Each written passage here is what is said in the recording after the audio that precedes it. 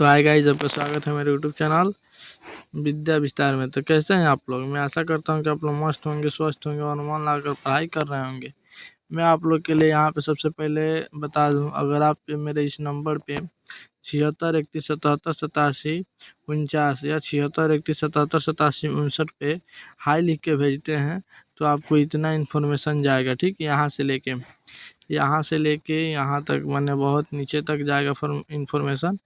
देखिए यहाँ तक इन्फॉर्मेशन आपको जाएगा। यहाँ से आपको पढ़ने के बाद यहाँ पे कुछ जैसे यूट्यूब चैनल का लिंक दिया गया है, व्हाट्सएप चैनल का लिंक दिया गया है। उसके बाद इधर आइए, यहाँ पे आपको यहाँ पे आपको 10th का गर्ल का, जो गर्ल है तो गर्ल का लिंक दिया गया है, बॉयज़ है तो बॉयज़ का लिंक दिया गया है। ठीक, इस ग्रुप में आप ज्वाइन कर लीजिए। ज्वाइन करना बहुत इंपॉर्टेंट है ताकि आपको लाइव क्लासेज बिल्कुल फ्री में कर सकें। जल्दी ही आपके पास नोटिफिकेशन चल जाएगा। और चलिए, आज हम लोग क्या पढ़ने वाले हैं? आज हम लोग पढ़ने वाले हैं मैथ का ऑल फार्मूला। ठीक, अगर आपको पीडीएफ लेना है तो यहाँ पे देखिए, अगर आपको क्रैश कोर्स लेना है तो 99 रुपया, फुल कोर्स 299 रुपया। वैसे आपको लाइव क्लासेज फ्री में है तो आप लाइव क्लासेज कर सकते हैं। तो चलिए यहाँ पे क्लिक करते हैं। कुछ पीडीएफ फ्री में भी दिया जाता है, जैसे कि बहुत लड़का गरीब है तो उसको पीडीएफ फ्री में दिया जाएगा, तो इससे आप ज्वाइन करके बिल्कुल फ्री में भी ले सकते हैं।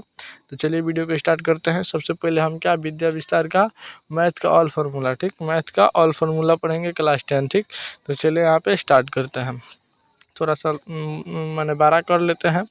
पहले आप लोग क्वालिटी देखिए, क्वालिटी बढ़ाने के लिए आप लोग को चैनल मोबाइल के जो यहाँ पे सेटिंग है, यहाँ पे कोना पे आप लोग को एक सेटिंग लग रहा होगा, सेटिंग पे क्लिक कीजिए। वहाँ से आप लोग क्वालिटी को क्या कर सकते हैं, हाई कर सकते हैं। ठीक, 1 मिनट वेट कीजिए। तो चलिए देखिए, यहाँ पे पहला नंबर जो चैप्टर है क्लास 10 का, आप भी जानते हैं वास्तविक संख्या है। तो चलिए वास्तविक संख्या से स्टार्ट करते हैं। तो आप लोग को ये फार्मूला रिवीजन याद होगा, एक बार और करा दे रहा है। इससे आपको क्या होगा कि जो मैथ है क्लास 10 का, वो एक बार क्या होगा और रिवीजन हो जाएगा। क्या हो जाएगा? रिवीजन हो जाएगा। क्लास 10 का मैथ रिवीजन हो जाएगा। तो चलिए स्टार्ट करते हैं। चलिए यहाँ पे सबसे पहले वास्तविक संख्या देखिए, 1 नंबर भाज्य बराबर क्या होता है, भाजक गुणे भागफल प्लस शेषफल। ये वाला फार्मूला तो आपको बहुत पहले याद होगा, मतलब कि कितना, पहला क्लास में आप लोग को फार्मूला क्या होगा, याद होगा। ठीक, ये फार्मूला आप लोग को पहले ही याद होगा। उसी फार्मूला को, जैसे कि यहाँ पे भाजक निकालना है तो ये प्लस कर रहा है तो इसमें माइनस करेगा। क्या करेगा? देखिए यहाँ पे प्लस कर रहा है तो भाज्य में क्या किया है, माइनस किया है। उसके बाद ये गुना कर रहा था भागफल, तो यहाँ पे भागफल क्या कर दिया है, आपको भाग कर दिया है। क्योंकि हमको क्या निकालना है, हमको निकालना है भाजक। तो एक्स्ट्रा था ई वाला भाग, यहाँ पे क्या कर दिया है, भाग कर दिया है। वही अगर हम इसको निकालते तो ई वाला भाग क्या करता, भाग करता। यहाँ पे देखिए भागफल भी निकाला गया है, भागफल भाज्य माइनस शेषफल। और जो यहाँ पे गुना कर रहा था, आपके बार देखिए कहने का मतलब क्या है, अगर इसको आप समझिएगा तो अगर ये वाला आपको फार्मूला याद होगा तो ये क्या हो जाएगा, ये निकल जाएगा, ये निकल जाएगा और ये निकल जाएगा, तीनों याद निकल जाएगा। ठीक, तो इसे आप निकाल सकते हैं। ठीक, आगे देखिए एक बार और हम बता भी दें। जैसे भाज्य है, इधर ये प्लस में है तो सबसे पहले माइनस में होगा, तो भाज्य माइनस क्या हो जाएगा, भाज्य माइनस शेषफल। क्या हो जाएगा, शेषफल। अब बाटा में अब क्या होगा, अब जैसे जो निकालना चाहते हैं उसके अनुसार बाटा में होगा। जैसे कि हम निकालना चाहते हैं कौन सा चीज़, हम जिसे निकालना चाहते हैं क्या, भाजक निकालना चाहते हैं। ठीक, क्या निकालना चाहते हैं हम, तो भाजक निकालेंगे तो भागफल क्या करेगा, भाग करेगा। ठीक, क्या करेगा, भागफल भाग करेगा। ठीक, अगर हम भागफल निकालते, ठीक ये वाला निकालते, हम भागफल निकालते तो यहाँ पे क्या, यहाँ सॉरी 1 मिनट, यहाँ पे जो ई वाला है भागफल, अगर हम यहाँ पे क्या निकालते, 1 मिनट वेट कीजिए। अगर यहाँ पे हम भागफल निकालते, जैसे भाजक के लिए बता दिए, भाजक निकाल रहे थे तो भागफल भाग में कर रहा था। अब भागफल हमको निकालना है तो भागफल निकालने के लिए भाजक क्या करेगा, अब भाग करेगा। क्या करेगा, भाजक भाग करेगा। ठीक, किसी प्रकार की दिक्कत नहीं ना, बुझा रहा है ना, थोड़ा सा मोटा कर लें। भागफल क्या करेगा, अब भाग करेगा। अब देखिए उसी तरीका से ई वाला, ये खाली भाजक निकल गया, तो इसमें अब की बार भाजक निकला है तो भागफल भाग किया है, यहाँ पे भागफल निकला है तो भाजक भाग किया है, दोनों में बल्कि और ये सब सेम है। अब देखिए शेषफल कैसे निकाला जाएगा, शेषफल यहाँ पे खाली इसको बचाना है, तो ये दोनों प्लस के अंदर है, ये वाला दोनों प्लस के अंदर है, तो इधर आएगा तो माइनस के अंदर। देखिए भाज्य माइनस भाजक गुणे भागफल, ये दोनों का हो गया माइनस के अंदर हो गया, यहाँ पे प्लस के अंदर था, यहाँ पे माइनस के अंदर हो गया, तो ये कोई भारी फार्मूला नहीं है। अच्छा इसी को अब इसे भाज्य को ए से सूचित किया जाता है, भाजक को क्यू से, ठीक, सॉरी बी से, और भागफल को क्यू से, और शेषफल को आर से। और वही यहाँ पे लिख दिया गया है ए बराबर बी क्यू प्लस आर, इसके जगह पे ए, ठीक, उसके जगह पे बी, कहने का मतलब कि इसके जगह पे ए लिखा गया है, ठीक, इसके जगह पे बी लिखा गया है, इसके जगह पे क्यू और उसके जगह पे शेषफल की जगह पे आर लिखा गया है, ठीक, ऐसे आप समझ सकते हैं।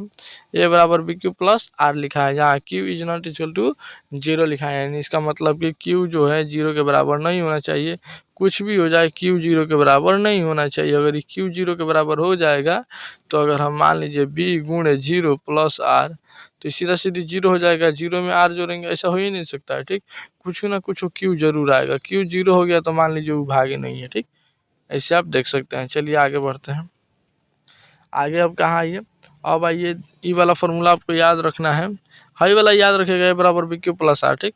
अब यहाँ पे देखिएगा दो संख्याओं का गुणनफल, दो संख्याओं का गुणनफल उनका मसा और लसा के बराबर होता है, दो संख्याओं का जो गुणनफल होता है उनके मसा और लसा के बराबर होते हैं, ये वाला हम यूज कर रहे हैं अब, ठीक। देखिए दो संख्याओं का गुणनफल उनके मसा और लसा के बराबर होता है, तो देखिए कहने का मतलब कि अगर हम दो संख्या ए और बी लेते हैं तो इसका H C F, A B का एच सी एफ लीजिए गुण है इसका ए बी का एलसीएम लीजिए, तो ये क्या हो जाएगा, दोनों बराबर होगा। अब जैसे हम एग्जाम्पल में देखिए समझाए हैं, अगर हम पहली संख्या 2 मान लेते हैं, दूसरी संख्या 3 मान लेते हैं, तो पहली और दूसरी संख्या का क्या करना है, हमको क्या लेना है, पहली दूसरी संख्या का एच सी एफ, तो एच सी एफ इसमें क्या होगा, इसमें एच सी एफ एक होगा, देखिएगा इसका एलसीएम कितना होगा, तीन, इसका एलसीएम 6 होगा, आप मिला लीजिए निकाल लीजिएगा, तो अब इसमें गुना कीजिए, 3 दूना 6, इधर 6 में 1 से 6, यानी दोनों का होगा बराबर हुआ। इसका मतलब कि पहली संख्या इंटू दूसरी संख्या करेंगे तो उसका एच सी एफ गुणे एलसीएम का होगा, बराबर होगा, ठीक।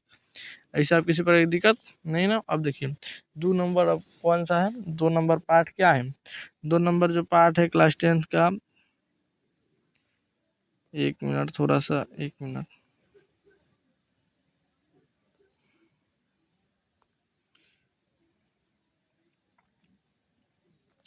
अब देखिए यहाँ पे हम आपसे बता दें, एक मिनट, हाँ, अब यहाँ से हम बता देना चाहिए 2 नंबर बहुपद है, ठीक, क्या है, बहुपद है। तो चलिए बहुपद को आगे बढ़ाते हैं। बहुपद में सबसे पहले रैखिक बहुपद का व्यापक रूप, रैखिक बहुपद का व्यापक रूप, रैखिक बहुपद, फिर द्विघात बहुपद, फिर त्रिघात बहुपद का, इन सब का व्यापक रूप देखना है। रैखिक बहुपद में घात 1 होता है, द्विघात में 2 होता है और त्रिघात में 3 होता है, ठीक, याद रखिएगा। अब बताइए कि इसमें एक बहुपद, इसमें किसका घात 1 होता है, सबसे बड़ा डिफरेंट, जैसे कि यहाँ पे एगो दिया है ना, ए एक्स प्लस बी दिया है, ठीक, एगो निचला में दिया है a x square b x plus c, ऐसे दिया है। तो इसमें जो एक्स वाला का जो घात होता है ना, जो यहाँ पे एक्स वाला का घात है, यहाँ पे एक्स वाला का घात है, यहाँ पे 1 है, कुछ नहीं है तो 1 है, यहाँ पे कुछ नहीं है तो 1 है, इसका मतलब ये वाला घात, जो ये वाला घात लौक रहा है आपको, ठीक, ये वाला जो घात लौक रहा है इसी को क्या कहते हैं, मैंने बहुपद, रैखिक बहुपद का, चाहे बहुपद का घात कहते हैं। अब इसके अनुसार कौन कितना है, जैसे कि अगर 2 गो है तो हाईएस्ट देखिएगा, जैसे इसमें एगो है, कहने का मतलब कि यहाँ पे कई गो है, एगो है कि नहीं, यहाँ पे एगो है, यहाँ पे कई गो है, यहाँ पे 2 गो है, तो अगर सब में मिला के मैंने, इसका मतलब यहाँ से यहाँ तक मिलाने के बाद जिसका हाईएस्ट एक्स का पावर ज़्यादा होगा वो उसी को लेके चलेंगे। जैसे यहाँ पे 2 है, इसमें 1 है, तो इसको कहेंगे रैखिक बहुपद, इसमें 2 है तो द्विघात बहुपद, अब जिसमें 3 होगा उसे त्रिघात बहुपद कहते हैं, ठीक। जैसे कि देखिए यहाँ पे ए एक्स क्यू, इसमें सबसे हाईएस्ट कितना है, एक्स क्यू है, ठीक, इसी प्रकार दिक्कत, इसमें उसके बाद 2 है, उसके बाद 1 है, उसके बाद कुछ नहीं है, तो इसका अधिकतम घात 3 है, इसलिए इसको क्या कहेंगे, त्रिघात, ठीक। अब चलिए आगे, द्विघात बहुपद, द्विघात बहुपद निकालने का सूत्र, द्विघात बहुपद, द्विघात बहुपद ज्ञात करने का सूत्र। द्विघात बहुपद बहुत आसान है, इसका आप लोग जानबे करते हैं, क्या चीज, शून्य। सबसे पहले हम आपसे बोले कि इसका शून्य क्या होता है द्विघात बहुपद का, तो द्विघात बहुपद का दो शून्य होता है, कौन, एगो होता है अल्फा और एगो होता है बीटा। अल्फा कैसे बनता है, ए को अगर आप ऐसे को ए लिखते हैं लोग, उसी को ऐसे कर दीजिएगा तो अल्फा हो जाएगा। अब बीटा तो बी लिखिए, खाली इसको नीचे कर दीजिए, बस बीटा हो गया, ठीक। तो अल्फा बीटा होता है।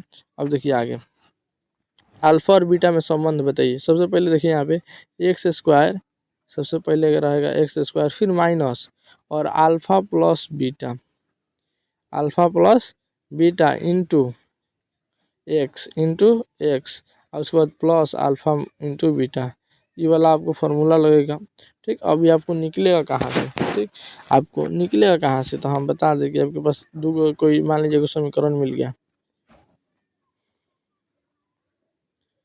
5 बराबर 10, ऐसे को कोई फार्मूला मिल गया, तो बताइए इसमें ए का मान कितना है, सॉरी 1 मिनट, बहुपद का यहाँ पे बात हो रहा है, 4x² चलिए bx प्लस या बराबर भी डाल सकते हैं, बराबर 10, ठीक। अब देखें यहाँ पे जो ई वाला होता है ना, सबसे पहले इसको सीधा लिखा जाता है, यानी 4x² प्लस bx, ये जो प्लस 10 उधर है, इधर आएगा तो -10, उधर माने जीरो बचाना बहुत ज़रूरी है, जीरो बचा लेंगे। अब देखिए यहाँ पे जो फर्स्ट वाला x² का ज़्यादा मान है उसको कहते हैं अल्फ़ा, सॉरी ए कहते हैं, उसका गुणांक को क्या कहते हैं, ए कहते हैं। जैसे इसका ज़्यादा गुणांक है तो इसको क्या कहेंगे, ए यानी कितना होगा 4, इसका ज़्यादा गुणांक कितना है 4, इसका x है तो इसका गुणांक कितना है b है, इसका गुणांक यानी b बराबर b, ये होगा सीधा सीधे। और c बराबर क्या होगा -10, c बराबर -10, किसी प्रकार की दिक्कत, कहने का मतलब ई वाला जो होगा इसका गुणांक 4 है तो ये हुआ, इसका गुणांक b है तो इसका b हुआ, इसका गुणांक -10 है तो इसका c बराबर -10, ई वाला ये आपको याद हो गया। अब चलिए आगे, थोड़ा सा आगे, यहाँ पे देखिए, यहाँ पे अब क्या होता है, अल्फा प्लस बीटा बराबर क्या होता है, अल्फा प्लस बीटा, आप समझिए अल्फा कौन है बीटा कौन है, एक बार एक खाली पीछे भी वीडियो कर सकते हैं अगर नहीं समझ में आए फिर से देखने के लिए।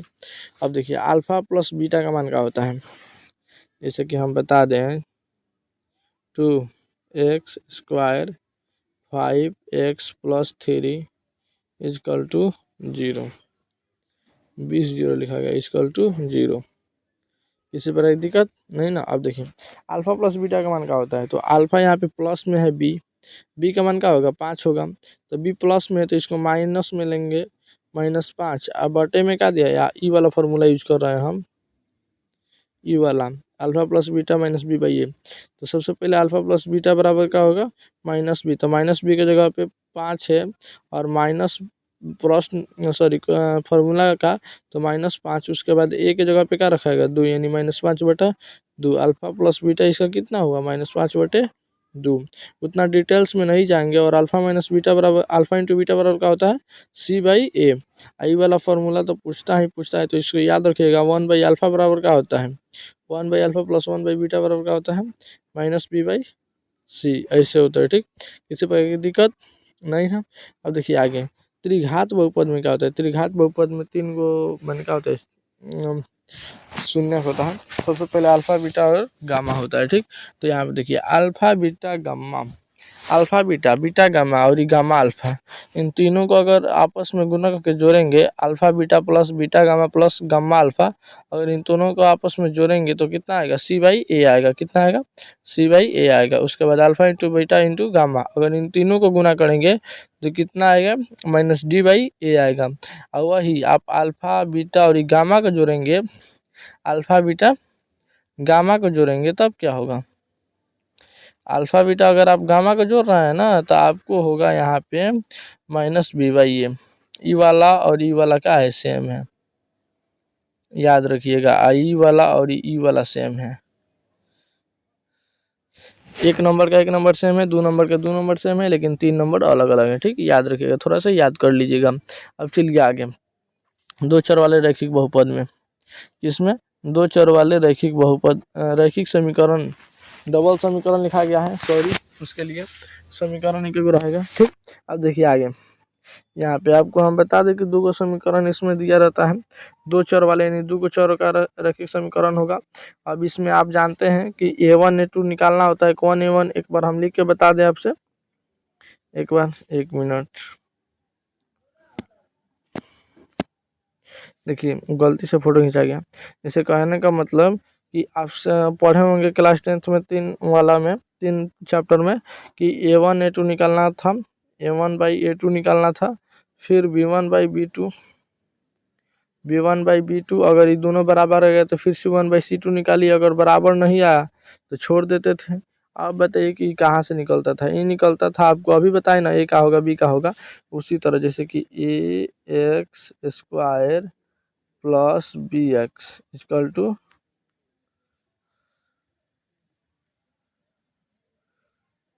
एक मिनट, इसमें ऐसा नहीं होता है, इसमें होता है 4x + 5y इक्वल टू 0। ठीक, उसके बाद 3x 6y बराबर 0, ऐसे मैंने सेटिंग किया जाता है। तो इसमें जो ई वाला है ना, ये A1 कहलाएगा, इसमें ई वाला जो A2 कहलाएगा, और ई वाला जो है 0 ई C1 कहलाएगा। एक मिनट, गलती हुआ, थोड़ा सा गलती हुआ। देखिए ई वाला A1 कहलाएगा, ई वाला B1 कहलाएगा, और ई वाला C1 कहलाएगा। लेकिन हाँ याद रखिएगा, इधर का है, इधर प्लस में है, इधर आएगा तब ई C1 कहलाएगा, चिन्ह के साथ है। ठीक, और इसमें ई वाला A2 कहलाएगा, ई वाला B2 कहलाएगा, ई वाला C2 कहलाएगा। ठीक, क्या कहलाएगा, C2। अब हम कहने का मतलब कि ई वाला प्लस में था, इधर आ गया माइनस। देखिए हम कोई समीकरण लेते हैं, उसके बाद एक मिनट, समीकरण के इधर हम देखिए समीकरण लेते हैं, उधर 5 -5 आया तो इधर क्या आएगा, इधर होगा तो +5 हो जाएगा ना, उसके बाद 0 होगा। तो यहाँ पे C1 का जो मान होगा +5 होगा, या C2 का मान +5 होगा। ये दोनों में से कोई में भी तो कंडीशन हो सकता है, याद रखिएगा। ठीक, तो आप देखिए आगे यहाँ पे वही A1/A2 बराबर नहीं है B1/B2 के, तब क्या होगा, A1/A2 बराबर नहीं है B1/B2 के, तब क्या होगा। तो इसमें जो हल होगा वो संगत होगा, केवल एक हल एक होगा, रेखा जो होगा संगत होगा, और प्रतिच्छेदी भी रेखा होगी। ठीक, वो रेखा क्या करेगी, ऐसे आपस में एक दूसरे को काटेगी। ठीक, संगत होगा, और उसके बाद वो क्या होगा, केवल एक एक हल होगा, एक एक बिंदु पे काटेगी। यहाँ पे जैसे कि इस बिंदु पे काट रही है, इस बिंदु पे काट रही है। एक बार हम तीर के निशान से, ये वाला जो बिंदु आप लोग को लौक रहा है, इसी बिंदु पे काट रही है, और एक जगह काट रही है, इसको क्या कहेंगे, एक बार वाला हल। ठीक, माने केवल एक ही हल। अब देखिए प्रतिच्छेदी है, इसका मतलब ये आपस में काट रही है। ठीक, जैसे यहाँ पे देखिए काट रही है। आगे देखिए, आगे अविरोधी भी है, क्या, अविरोधी माने एक बार काटने के बाद उसके बाद अपना रास्ता में चली जाती है, विरोध नहीं करती है। ठीक, अब देखिए आगे आइए, आगे वाला में क्या है, आगे वाला में A1/A2 बराबर B1/B2, अगर दोनों बराबर आ गया ना, सबसे पहले निकालेंगे A1/A2 और उसके बाद B1/B2। अगर दोनों बराबर आया तब C1/C2 निकालेंगे, अगर बराबर नहीं आया तो जब बराबर नहीं आएगा तो हई वाला हल होगा। ठीक, अगर ये दोनों में से बराबर आ गया, A1/A2 बराबर B1/B2 आ गया, मैंने कहने का मतलब कि देखिए हई जो सिचुएशन है, यहाँ पे ये वाला सिचुएशन है ना, हई वाला सिचुएशन है, और यहाँ पे एक और सिचुएशन है, यहाँ पे एक और ही सिचुएशन है ये वाला। अगर ये दोनों में आया, जैसे कि दोनों में एगो देखिएगा क्या है, इन दोनों में बराबर है, इसमें भी बराबर, लेकिन यहाँ पे एगो नोटिस कीजिएगा, यहाँ पे जो है ना, यहाँ पे बराबर नहीं है, यहाँ भी क्या है, यहाँ पूरा बराबर है, समझे। यहाँ पे तीनों बराबर हैं, यहाँ पे तीनों बराबर नहीं है, क्योंकि उस पहला तो दोनों का बराबर है, तो दोनों का बराबर है, लेकिन इसमें क्या है, ई वाला में आपको क्या मिलेगा, इसमें 3 वाला भी बराबर है, इसमें 3 नंबर वाला बराबर नहीं है। तो 3 वाला बराबर नहीं है तो क्या होगा, हल असंगत होगा।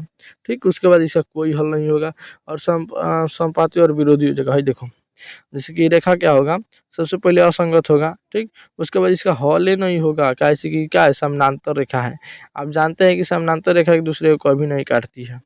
जब काटेगी तभी ना हल होगा, याद रखिएगा, जब समीकरण काटेगा तभी हल होगा। अब इन दोनों के बीच की दूरी कैसे, दोनों समानांतर रेखा है, 4 है, तो यहाँ भी क्या होगा, 4 होगा, वो एक दूसरे को कभी नहीं काट सकती है, ठीक, याद रखिएगा।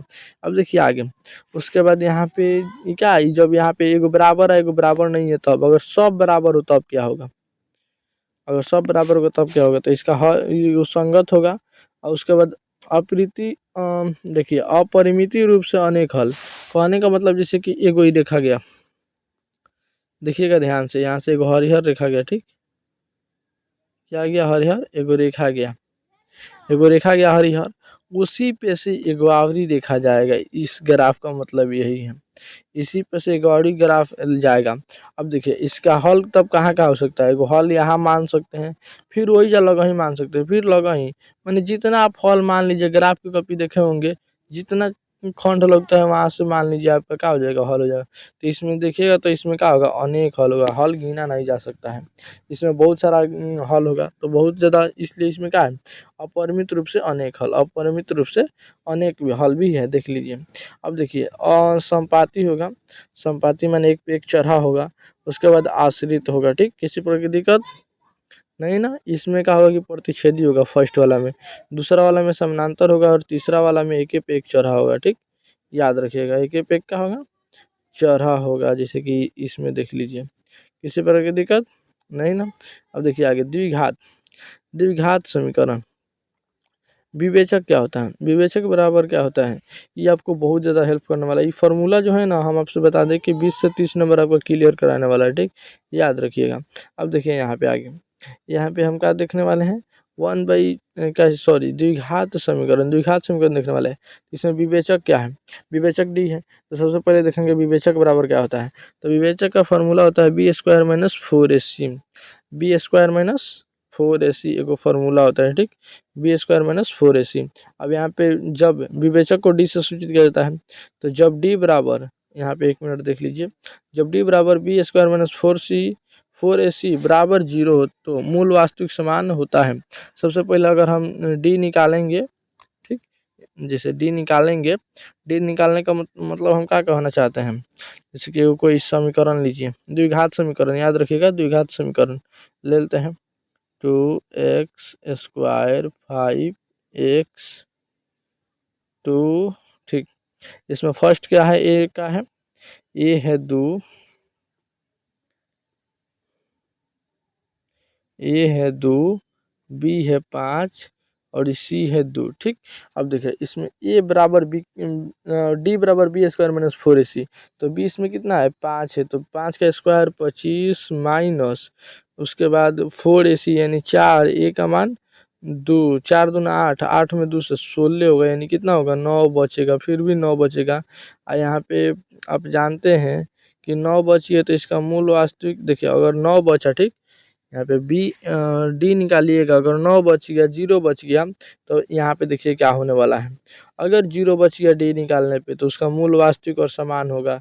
डी कैसे निकलेगा आपसे बताए अभी, जैसे कि हम एक और रंग दूसरा लेते हैं, ई वाला, जैसे कि हम कोई ले लेते हैं समीकरण 2x² 6x + 2 = 0, किसी प्रकार की दिक्कत नहीं ना। अब देखिए आगे, यहाँ पे ए कौन होगा, आपको मालूम है ए कौन होगा, ए कौन होगा, यहाँ पे ए होगा, ई वाला, ए बराबर क्या होगा, 2 होगा, बी बराबर 6, सी बराबर 2, ठीक, किसी प्रकार की दिक्कत नहीं है। अब देखिए यहाँ पे ए बराबर, अब निकालेंगे, ए बराबर बी के जगह पे बी का मान रखेंगे, ए के ए सी के जगह पे ए सी का मान रखेंगे, ठीक, ए और सी के माने जैसे उसका मान है उसे रखेंगे, अपने कुछ आएगा।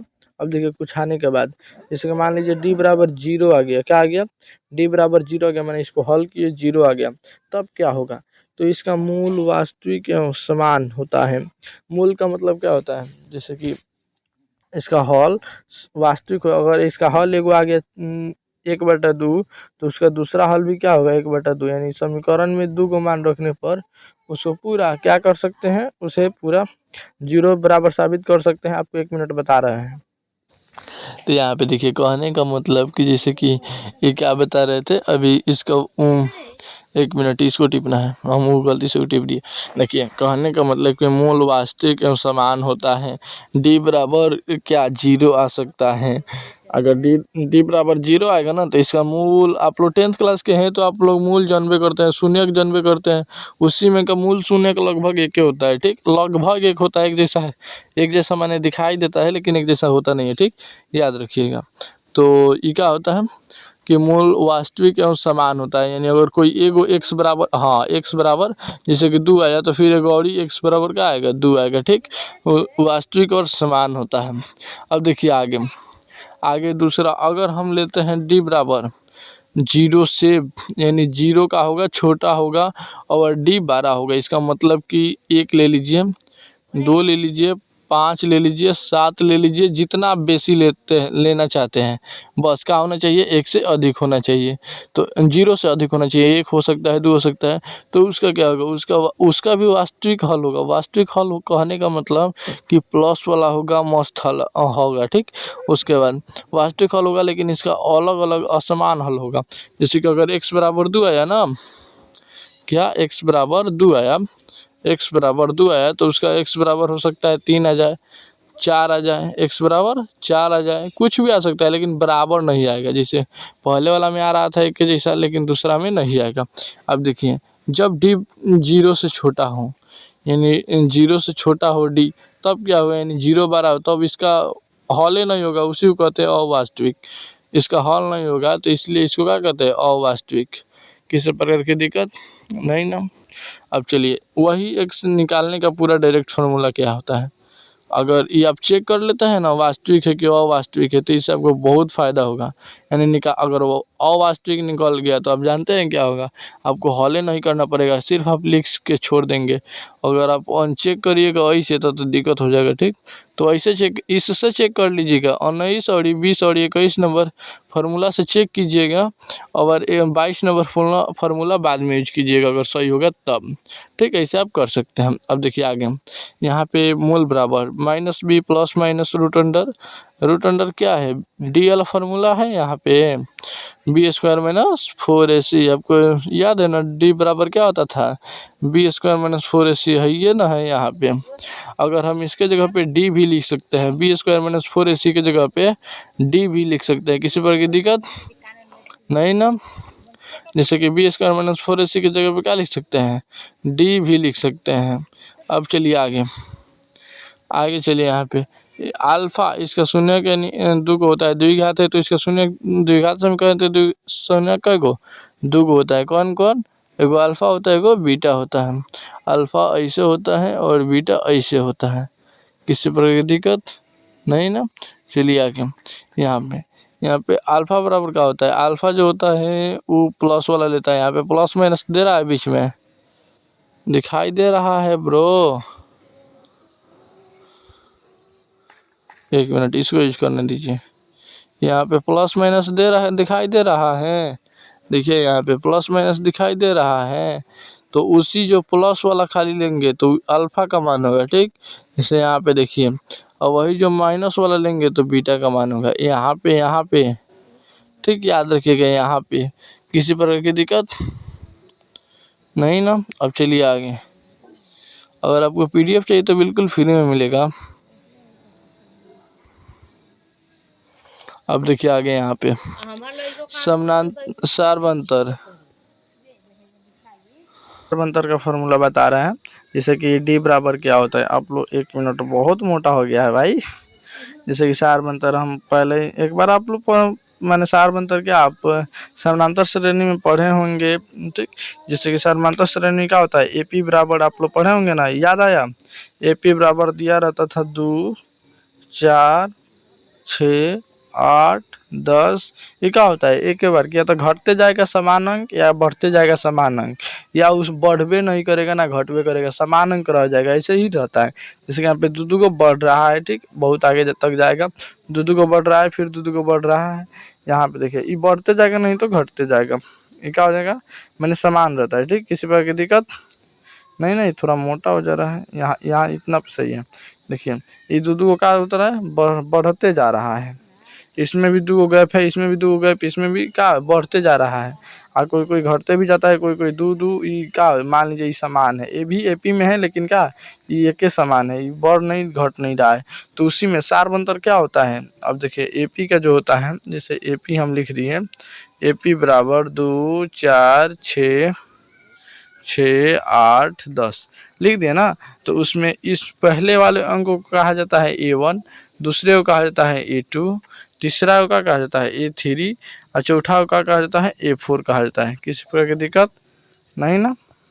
अब देखिए इसमें देखिए सार्वंतर D बराबर क्या होता है, D बराबर क्या होता है, D बराबर लिखा गया है ना A2 माइनस A1, यानी किया तो आप 4 में से 2 को घटा लीजिए तब आपका निकल जाएगा। जैसे कि वो कहने का मतलब A2 कौन है 4 है और A1 कितना है 2 है, यानी A4 minus sorry A2 minus A1 यानी उसके आगे वाला में से उसको घटाया जाता है तो निकल जाता है।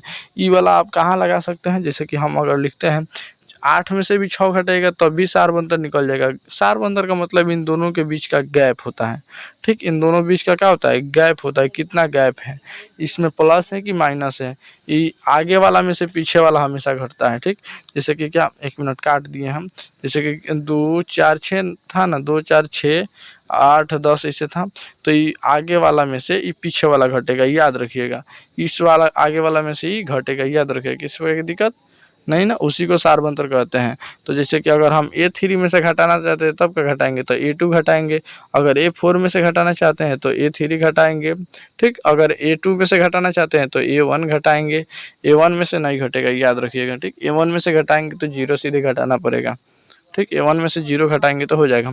तो सार्वंतर का फॉर्मूला आप जानते हैं। उसके बाद देखिए ये एक होता है लास्ट का, जिसे कहते हैं an का फॉर्मूला देखिए। an बराबर क्या होता है, लास्ट वाला अंक को an से सूचित किया जाता है, तो उसका फॉर्मूला क्या होता है a + n - 1 इंटू डी। हम यहाँ पे फॉर्मूला रिवीजन कराने आए हैं, रिवीजन कर लीजिए, ठीक, रिवीजन करिए आज।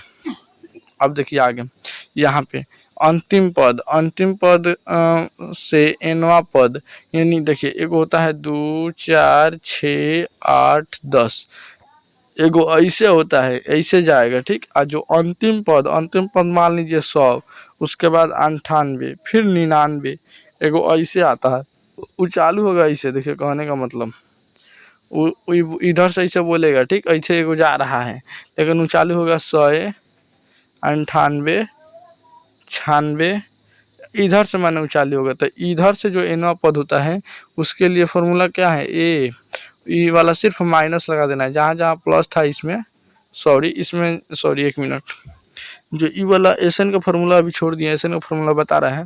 जैसे कि यहाँ पे प्लस है ना, यहाँ पे ए प्लस वही तो ए माइनस कर देना है, बस सब कुछ वही रहेगा, ठीक। लेकिन यहाँ पे ए जो है अंतिम पद है, ए माने जो 100 लेना है, यहाँ पे ए क्या लिया जा रहा था 2 लिया जा रहा था, ठीक, लेकिन ए 100 लेना है लास्ट में। अब देखिए एसएन का फॉर्मूला क्या होता है, एसएन का फॉर्मूला होता है n/2 2a + n - 1 into D. आप n जानते हैं संख्या होता है, उसके बाद क्या होता है डी जो होता है क्या होता है सार्वंतर होता है। ए आप जानते हैं पहला, उसके बाद n भी आप जानते हैं जो माने कितना अंक है, पद है, पदों की संख्या होता है। अब देखिए एसएन का फॉर्मूला क्या होता है, एसएन का फॉर्मूला जो होता है n/2 n a + n, ये दोनों एसएन का फॉर्मूला होता है, ठीक। एसएन का फॉर्मूला होता है, अगर आपके पास लास्ट वाला अंक मालूम है और पहले वाला अंक मालूम है तो इसको लगाइए, अगर कुछ खाली ए मालूम है डी मालूम है तो एन मालूम है तो इसको लगाइए, ठीक, याद रखिएगा। अब देखिए आगे, अब हम देखिए यहाँ पे ऑप्शन बता दें, चैप्टर 5 कंप्लीट हो गया। अब देखिए यहाँ पे 6 जो है त्रिभुज में, इसमें क्या नहीं है, इसमें सूत्र नहीं है, याद रखिएगा कि 6 क्या है, वो बोल रहा है त्रिभुज में क्या होता नहीं होता है, वो क्या है नहीं है, सॉरी 1 मिनट, फार्मूला नहीं है, क्या बोलने में दिक्कत हो रहा है, फार्मूला नहीं है, ठीक। क्या है कि उसमें क्या है परिमेय है, ठीक। तो परिमेय आपको थोड़ा सा देखना पड़ेगा, वो भी बता देंगे, परिमेय भी बता देंगे, किसी प्रकार की दिक्कत नहीं होगा। अब देखिए आगे ये वाला जो फार्मूला है, अब यहाँ से थोड़ा फास्ट चलेंगे, किसी प्रकार की दिक्कत नहीं ना। अब देखिए क्षैतिज रेखा को अक्ष, क्षैतिज रेखा को x अक्ष, क्षैतिज रेखा को एक, थोड़ा क्वालिटी बढ़ा लीजिए, ठीक, जितना क्वालिटी बढ़ा के रखिएगा उतना फ़ायदा करेगा, ठीक, क्वालिटी बढ़ा लीजिए वीडियो का। यहाँ पे देखिए, यहाँ पे जितना क्वालिटी बढ़ा के रखिएगा उतना फ़ायदा करेगा, ठीक। क्वालिटी बढ़ा लीजिए वीडियो को, इधर इधर कोना से बढ़ेगा, ठीक। इधर जो कोना होगा ना यहीं से आपको क्वालिटी बढ़ा लीजिए, थोड़ा छोटा छोटा है। इसको हम थोड़ा बड़ भी करना चाहते हैं, बड़ भी करते हैं, देखिए वाला क्या होता है, ढेर बड़ा हो जा रहा है, ठीक। चलिए कोई बात नहीं, देख लेंगे वैसे भी, ठीक। लेकिन आप लोग को नॉर्मनिंग भूल पड़ जाएगा, नॉर्मनिंग दिखाना थोड़ा छोटा चाहिए। वाह यार कितना, हाँ चलिए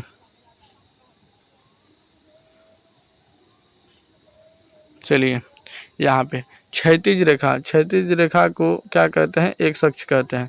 क्षैतिज रेखा को यहाँ पे, क्षैतिज रेखा को एक अक्ष है, उदर की रेखा को वाई अक्ष कहते हैं। किसी प्रकार की दिक्कत, क्षैतिज रेखा जो इधर वाला रेखा होता है, जिसे चतुर्भुज होता है ना, भले ऐसी चतुर्थांश, ई वाला को वाई कहते हैं, ई वाला को एक्स कहते हैं, इसको कहते हैं एक्स डैश, इसको कहते हैं वाई डैश। तो ई वाला जो रेखा है, एक मिनट तो दूसरा रंग से रंग रहा है, ई वाला जो रेखा है इसको कहते हैं, क्या कहते हैं, उदर की रेखा कहते हैं। और जो ई वाला रेखा है इसको भी दूसरा रंग से, ई वाला रेखा है इसको कहते हैं क्षैतिज, ठीक। याद है ना, किसी प्रकार की दिक्कत नहीं ना। एक मिनट, इसको बनाना में बहुत इंपॉर्टेंट बने, इससे क्वेश्चन बनेगा। अब देखिए आगे, मूल बिंदु, मूल बिंदु इसको कहते हैं। यहाँ पे देखिए, यहाँ पे जो बिंदु कटान बिंदु है उसको मूल बिंदु कहते हैं। तो मूल बिंदु जिस क्षैतिज माने क्षैतिज एक्स के उधर के रेखा को, हाँ मूल बिंदु किसे कहते हैं, जैसे कि वाई वाला है और ठीक है, वाला एक्स वाला है, तो ये दोनों को कटान बिंदु को ही क्या कहते हैं, मूल बिंदु कहते हैं। वही बोल रहा है कि जिस बिंदु पर क्षैतिज रेखा उधर की रेखा माने काटती है, प्रतिच्छेद करती है, उसी बिंदु को, जैसे कि इस वाले बिंदु को हम क्या कहते हैं, क्या कहते हैं, मूल बिंदु कहते हैं, ठीक। किसी प्रकार की दिक्कत नहीं ना। अब मूल बिंदु का निर्देशांक बार बार बनाना पड़ रहा है, इसका निर्देशांक कितना होता है, 0,0 होता है, ठीक। याद रखिएगा, एक्स का भी 0 होता है, वाई का भी 0 होता है। अब देखिए आगे, किसी प्रकार की दिक्कत नहीं ना, इसका बहुत ज़रूरी है। अब देखिए आगे, किसी बिंदु के निर्देशांक को मान एक्स वाई होते हैं, किसी बिंदु का निर्देशांक एक्स वाई होता है, सही बात है। एगो एक्स का होगा, एगो का होता है वाई का होता है। क्या तो माइनस में भी नीचे वाला माइनस में होता है, ई वाला भी माइनस में होता है, लेकिन ई वाला प्लस होता है, ठीक। याद रखिएगा, तो ये माइनस में हो लेकिन प्लस में होगा होता है, लेकिन निर्देशांक इसका एक्स वाई में होता है, जिसमें पहले एक्स होता है, सही बात है। ई वाला पहले लिया जाता है, जिसको भुज भी कहा जाता है। उसके बाद दूसरे को वाई, जिसको कोटि भी कहा जाता है। ई वाला जो रेखा है इसको कोटि भी कह सकते हैं, उधर को कोटि भी कहा जाता है। उसके बाद एक्स वाला को कहा जाता है, भुज भी कहा जाता है। ई वाला क्वेश्चन आया है बोर्ड परीक्षा में कि जैसे कि निर्देशांक देगा 2,3, ई वाला एक्स हो गया, ई वाला वाई हो गया, समझे कि नहीं। ई वाला एक्स हो गया, ई वाला वाई हो गया, तो बोला गया है कि एक्स कोमा वाई दिया है, तो 2,3 क्या होगा, 2,3 में भुज कौन होगा। तो भुज सबसे पहले जानेंगे तब ना, भुज को क्या कहता है, एक्स कहते हैं। तो एक्स वाला कौन है, 2 है। अगर वही पूछा कोटि कौन है, तो कोटि 3 होगा। किसी प्रकार की दिक्कत नहीं ना। तो ये आपको याद करना होगा। इस PDF लेने के लिए 76 31 77 87 49 पे मैसेज कीजिए, या 49 के जगह पे 59 कीजिए। दोनों के व्हाट्सअप एक माने यहाँ तक नंबर सेम है, 49 कर सकते हैं या 59 कर सकते हैं। इस पर हाई करके भेजिए, ठीक। उसके बाद आपको दे दिया जाएगा। चलिए आगे, कि यहाँ अभी बताए थे, यहाँ पे हम अभी बताए थे, ठीक। यहाँ पे अब देखिए, किसी बिंदु में एक अक्ष की दूरी उस बिंदु की भुजा एक अक्ष निर्देशांक कहलाती है। कहने का मतलब कि जैसे कि देखिए, यहाँ पे कोई, यहाँ पे ले लीजिए चतुर्थांश, ठीक। थोड़ा रंग दूसरा लेना पड़ेगा समझाने के लिए। यहाँ पे एक्स, यहाँ पे 0 होता है, ठीक। यहाँ पे 0 होता है, 0,0 होता है। अगर यहाँ से इधर जाइएगा या इधर जाइएगा, तो इधर वाला बस माइनस में होगा, ये वाला प्लस में होगा, लेकिन दोनों एक्स का मान कहलाएगा, ठीक। तो इधर वाला जो होगा माइनस में होगा, इधर वाला प्लस में होगा। लेकिन इधर अगर हम 5 पे चल गए तो इधर 5 होगा। 1 2 होता है ना, स्केल आप देखे हैं, 1 2 3।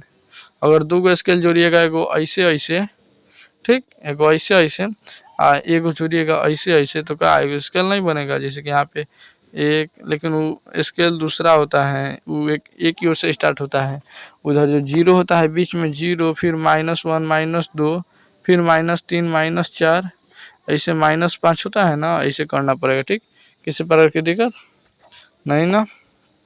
अब देखिए आगे यहाँ पे, किसी बिंदु x y अक्ष से दूरी को x निर्देशांक कहते हैं। जैसे कि मान लीजिए कहने का मतलब कह रहा है, ये वाला क्या है, y है, ये वाला x है। ठीक, समझ रहे हैं। देखिए यहाँ से जो भी दूरी मापा जाए इधर की ओर या इधर की ओर, जिधर माप ले तो x कहलाएगा। और वही अगर x अक्ष से, ये भी यहाँ पे लिखा होगा, देखिए यहाँ पे x अक्ष से दूरी के बिंदु को कोटि या x y अक्ष कहलाती है। यानी x अक्ष से इधर मापिए, ठीक, या इधर मापिए, दोनों का कहलाएगा y अक्ष कहलाएगा। किसी प्रकार की दिक्कत? दूसरा रंग से दिखाएं का? कहने का मतलब कि अगर हम इधर दिखाते हैं तब, चाहे उधर जाएंगे तब क्या कहलाएगा, y अक्ष कहलाएगा। किसी प्रकार की दिक्कत नहीं ना? चलिए आगे बढ़ते हैं। एक मिनट, थोड़ा सा इसको इधर कर दीजिए। 35 नंबर फॉर्मूला क्या है? x अक्ष पर स्थित किसी बिंदु का निर्देशांक x, 0 होता है। सही बात है। अगर x अक्ष पे, देखिए एक मिनट, थोड़ा दूसरा रंग लेने दीजिए। ये वाला आप समझ गए, ठीक, ये वाला 0 होता है। अब यहाँ पे x अक्ष इसको कहते हैं। इस पे कोई बिंदु मान लीजिए निर्देशांक हो गया 5 पे, तो यहाँ पे x का तो मान है 5, लेकिन y ऊपर जाएगा तब ना बढ़ेगा, y उसी पे रह गया। यहाँ पे 0 होता है y का, तो y का लगे 0, इसलिए x के जगह पे आप रख सकते हैं, लेकिन y की जगह पे 0 हो जाएगा अगर उसी रेखा पे हो गया तो। अगर कहीं इस रेखा पे कोई पड़ गया तब क्या होगा, तो यहाँ पे x का मान 0 हो जाता है, x का मान 0 हो जाता है, y का मान जो हो सकता है वो ले लीजिए। जैसे कि 5 पे है तो 5, 0,5 इसके अनुसार देखा जाता है। जैसे कि मान लीजिए, हम कहने का मतलब इस रेखा पे कोई बिंदु रोका है तो उसका y अक्ष 0 होगा, y अक्ष 0 हो जाएगा। ठीक, अगर इस बिंदु पे रोका है, इस बिंदु पे, तो इसका x अक्ष 0 हो जाएगा। किसी प्रकार की दिक्कत? y उसी तरह रहेगा। समझ गए? आगे बढ़े। अब देखिए आगे, एक्स स्थिति किसी बिंदु पर निर्देशांक को, यह भी बताइए कि अभी 35 नंबर हो गया। 36 नंबर देखिए, दूरी सूत्र क्या होता है? दूरी सूत्र बहुत जरूरी है। 36 नंबर फॉर्मूला आपको याद करना बहुत जरूरी है। दूरी सूत्र कोई भारी नहीं है, अभी हम सब बता दें। जैसे कोई ही रेखा ले लीजिए, ठीक, मान लीजिए ना चतुर्थांश में से आया है, और चतुर्थांश हो गया यहीं से आया है, केंद्र से नहीं, कहीं और ही से मानिए। 1 मिनट, जैसे कि देखिए और चतुर्थांश हो गया, यहाँ से रेखा यहाँ तक गया, तो इन दोनों के बीच की दूरी, तो सबसे पहले यहाँ पे क्या होगा, x1 y1 ले लेते हैं। ठीक, यहाँ पे क्या होगा, x2 y2। अब 1 2 नहीं मानेंगे तो x2 y2 लेना पड़ेगा। इसको 1 मिनट अगर हम आपसे बोले कि इसको थोड़ा मिटाए तभी आपको अच्छा समझ में आएगा तो सही रहेगा। चलिए देखिए यहाँ पे अभी ये वही वाला, देखिए यहाँ पे x1 और y1 ले लेते हैं। ठीक, किसी प्रकार की दिक्कत नहीं ना? आप देखिए आगे, इसमें फार्मूला क्या होता है, इसके बीच और इसके बीच का फार्मूला।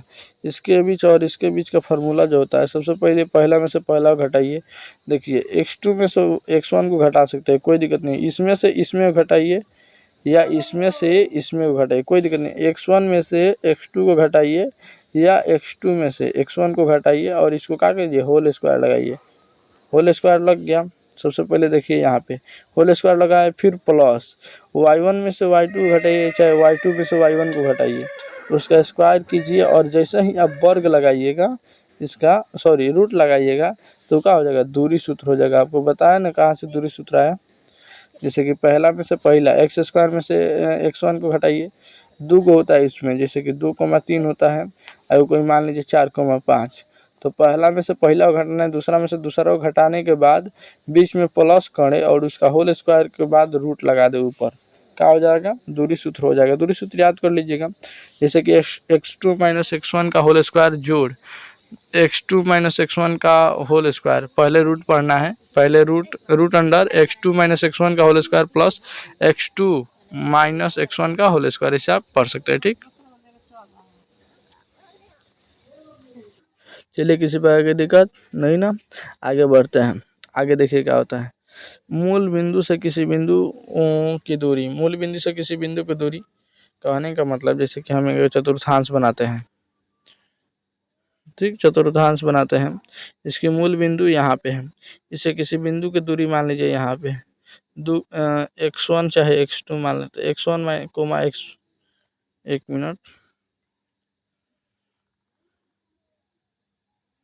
यानी x1 मान लेते हैं, x2 मान लेते हैं, किसी प्रकार की दिक्कत नहीं ना। तब क्या होगा, तो इसका जो फॉर्मूला होगा ई होगा root under x square minus y square plus y square. आप कहिएगा कैसे सर, ये तो दूरी सूत्र आप ऐसे बताए थे। यहाँ पे अगर आप यहाँ पे 0,0 लेंगे तो 0 में से घटाएंगे तो वही बचेगा, यानी x1 का होल स्क्वायर हो जाएगा। कैसे कि होल स्क्वायर ना करना है, ये फार्मूला ही होता है। ऐसे अगर आप फार्मूला याद कर, एक फार्मूला ही होता है ठीक। जैसे कि मूल बिंदु, जैसे कि यहाँ पे हो गया, ये मूल बिंदु से यहाँ से किसी भी दूरी का क्या होता है, ये फार्मूला होता है, याद कर लीजिएगा, root under x square plus y square ठीक। अब आगे देखिए, आगे देखिए यहाँ पे मध्य बिंदु का निर्देशांक निकालने के लिए क्या होता है, एक्स कोमा वाई। देखिए एक्स कोमा वाई, सबसे पहले एक्स का देखिए, x1 by x2, x1 plus x2 by 2, मतलब कि पहला वाला जोड़िए, जैसे कि 2,3 दिया है ठीक, और उसके बाद 4,5 दिया है। इन दोनों के बीच का क्या करना है, निकालना है दूरी। क्या निकालना है, इन दोनों के बीच दूरी। तो सबसे पहले 2 को और 4 को जोड़िए, 2 4 कितना हुआ, 6 को, यानी x1 ही वाला है, 1 है, हाई 2 है, दोनों को जोड़ने के बाद 2 से भाग, तो कितना आया, 3 आया, तो x का मान 3 हो गया। अब इन दोनों को जोड़िए, जितना आएगा 2 से भाग कीजिए, 5 3 8 हुआ, 8/2 करेंगे तो कितना हुआ 4, यानी इसका मध्य बिंदु का होगा 3,4, कितना होगा 3,4। किसी प्रकार की दिक्कत, तो इसमें क्या होता है, सबसे पहले इन दोनों को जोड़कर, इन दोनों को और इन दोनों को जोड़कर 2 से भाग किया जाता है, फिर इन दोनों को और इन दोनों को जोड़ के 2 से भाग दिया जाता है, इसका मध्य बिंदु निकल जाता है। यहाँ पे वही लिखा गया है, x1 प्लस x2 बाई 2 और y1 प्लस y2 बाई 2, यानी पहला वाला पहले वाला जोड़ के 2 से भाग, और दूसरा वाला जोड़ से 2 से भाग। किसी प्रकार की दिक्कत नहीं ना। अब चलिए आगे, अब त्रिभुज के केंद्र का निर्देशांक देखते हैं। त्रिभुज के केंद्र का निर्देशांक, जैसे त्रिभुज हम बनाते हैं यहाँ पे, हाई वाला कलर बहुत मस्त लग रहा है, हाई वाला ठीक। यहाँ पे त्रिभुज बनाते हैं, इसका क्या होता है, जैसे कि यहाँ पे मान लीजिए x1 होगा, x1 y1 होगा, यहाँ पे x2 y2 होगा, x2 y2 होगा, यहाँ पे x3 y3 होगा। किसी प्रकार की दिक्कत नहीं ना। इसका मध्य केंद्र यहाँ पे है, बीच वाला बिंदु को केंद्र कहते हैं। रुकिए तो थोड़ा, अब देखिए आगे, ई वाला बिंदु क्या है, केंद्र है। तो इसमें हमको इसका निर्देशांक क्या होगा, तो सबसे पहले एक्स वाला सभी को जोड़ेंगे, सभी को एक्स वाला को जोड़ेंगे, 3 से भाग करेंगे, 3 को है, तो x1 x2 x3, जैसे कि यहाँ पे देखिए,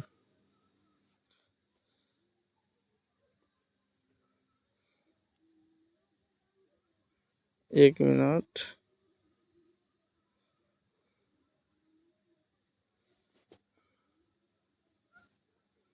यहाँ पे क्या माना गया था, x2 नहीं x1 और y1 माना गया था ठीक। किसी बात की दिक्कत, तो देखिए यहाँ पे x1 x2 और x3, यानी तीनों को जोड़ने के बाद क्या करना है, तीनों को जोड़ने के बाद 3 से भाग करना है, फिर y1 y2 y3 को तीनों को जोड़कर माने y वाला एक जगह और x वाला एक जगह जोड़ के 3 से भाग करेंगे तो क्या होगा, त्रिभुज का केंद्र निकल जाएगा। चलिए आगे, अब बाह्य देखिए यहाँ पे विभाजन सूत्र 2 को होता है, एगो बाह्य होता है, एगो अनंत विभाजन सूत्र होता है ठीक। किसी प्रकार की दिक्कत नहीं। देखिए बाह्य विभाजन एगो अंतर विभाजन होता है, ई वाला विभाजन सूत्र सिर्फ लिखा है, तो हम पहले बता दें कि ई वाला जो सूत्र लिखा है अनंतर विभाजन के लिए लिखा है, लेकिन हम बाह्य विभाजन के लिए भी बता देंगे। देखिए यहाँ पे बाह्य विभाजन में क्या है, m1 x2 plus m2 x1 by m1 plus m2 ठीक। एगो ही हुआ फार्मूला x के लिए। अब y के लिए आगे बढ़िए, y के लिए क्या है, m2 m1 y2। यहाँ पे देखिए सबसे पहले mx लिख सकते हैं ना, इसको लिखने का बहुत मस्त ट्रिक है, जैसे कि हम बताएं आपसे, इससे mx लिख सकते हैं, फिर mx लिख सकते हैं, बीच में प्लस, फिर m प्लस n लिखिए सकते हैं। तो यहाँ पे लिखिए 1 2 2 1 ठीक, कट गया। एक मिनट यहाँ पे फिर से बताते हैं, थोड़ा सादा पाना चाहिए हमको बताने के लिए। नहीं, सादा पाना इधर ही है, हमको थोड़ा बर करना है।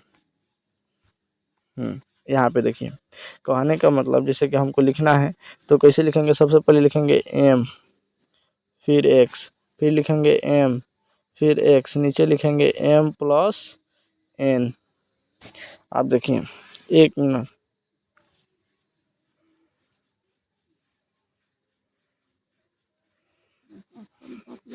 यहाँ पे m होता है, ठीक, यहाँ पे 1 2 2 1 1 2 और बीच में प्लस, बस हो गया। किसी प्रकार की दिक्कत नहीं ना हुआ। जैसे कि एम एक्स लिखना है, फिर नीचे एम लिखना है, 1 2 2 1 1 2, ठीक हो गया, बस यही फॉर्मूला है इसका, ठीक। अब देखिए, ई वाला एक्स वाला था, अब वाई वाला देखिए, m y plus m y, ठीक, नीचे एम प्लस एम। ई वाला जो होता है 1 होता है, ई वाला 2 होता है, 2 होता है, यहाँ पे 1 2 2 1, ऐसे आप याद कर सकते हैं। एक बार हम आपको दिखा दें, यहाँ पे फॉर्मूला आपको लग रहा है, थोड़ा क्वालिटी बढ़ाइएगा उतना सही रहेगा। एम एक्स लिखा है, फिर एम एक्स लिखा है, नीचे एम लिखा है, तो सबसे पहले 1 2 लगाया है कि नहीं, 1 2, फिर 2 1, ठीक, और नीचे 1 2 लगाया है, फिर यहाँ पे ई एक्स का मान हुआ, एक्स का मान, अब वाई का मान क्या हुआ, एम, यहाँ भी एम वाई लिखा है, नीचे एम प्लस एम लिखा है, इसमें 1 2 फिर 2 1 लिखा है, और फिर नीचे 1 2 लिखा है, ठीक। किसी प्रकार की दिक्कत नहीं ना। अब बाह्य विभाजन के लिए क्या होगा, ये तो अनंत विभाजन के लिए था, तो बाह्य विभाजन के लिए कुछ नहीं करना है आप लोगों को। बाह्य विभाजन के लिए आप लोगों को कुछ नहीं करना है। इसे कहने का मतलब, बाह्य विभाजन क्या होता है, बाह्य विभाजन यहाँ पे प्लस है, यहाँ भी प्लस है, यहाँ भी प्लस है, यहाँ भी प्लस है, जहाँ जहाँ प्लस है वहाँ पे माइनस कर दीजिए। क्या कर दीजिए, माइनस कर दीजिए, बाह्य विभाजन का हो जाएगा, ठीक। किसी प्रकार की दिक्कत। अब चलिए, एगो यहाँ पे त्रिभुज का क्षेत्रफल बहुत इम्पोर्टेंट है, ये लिखना सिखा देगा। मैंने हम बहुत आसान से बोल रहे हैं, वो कहने का मतलब जैसे कि एकदम अथी करना सिखा देगा। अभी हम जिसे रटवा देंगे, ठीक, अगर हम लिखना सिखा देंगे तो आप लोग को बहुत फायदा हो जाएगा, ठीक। तो इसके लिए कुछ नहीं याद करना पड़ेगा, 131 याद रखिएगा, 127 331 312, कुछ नहीं, 1 2 3 याद रहेगा ना, हो जाएगा। आप देखिए, चलिए सिखाइए देते हैं, वो ट्रिकें बताते हैं ताकि आप लोग को याद रहे। थोड़ा सबसे पहले हमको 12 जगह चाहिए, 12 जगह जितना रहेगा उतना हमारे लिए अच्छा रहेगा। अब चलिए यहाँ पे देखिए, हम क्या लिखना है, त्रिभुज का क्षेत्रफल लिखना है, ठीक। किसी प्रकार की दिक्कत नहीं ना। अब देखिए, त्रिभुज का क्षेत्रफल कैसे लिखेंगे, त्रिभुज का क्षेत्रफल लिखने के लिए सबसे पहले लिखेंगे x1 फिर कोष्ठ, ठीक, किसी प्रकार की दिक्कत नहीं। अब प्लस में x2 फिर कोष्ठ, फिर प्लस में लिखेंगे x3 फिर कोष्ठ, ठीक, यानी कोष्ठ यहाँ पे आप घेर देंगे, कैसे लास्ट हो गया। अब मोड के अंदर ही रहेगा, मोड के अंदर, ठीक। इसका कहने का मतलब प्लस या माइनस में इसका क्षेत्रफल आए, प्लस में निकलेगा, ठीक।